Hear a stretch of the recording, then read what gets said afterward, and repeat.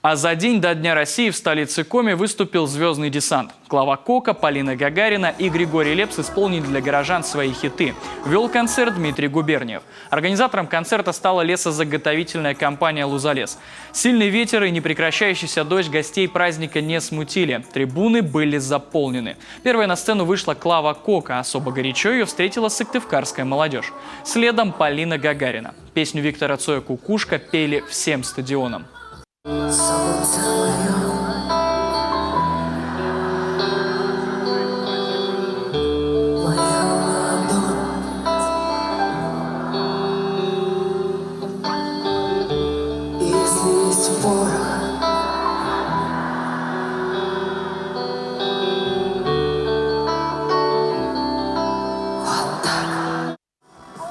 После Гагариной на сцену вышел Григорий Лепс. Из-за холода к его выходу трибуны поредели, но люди, как ни странно, стали петь громче. Самые известные хиты сыктывкарцы исполнили вместе со звездой. Завершился концерт гимном России.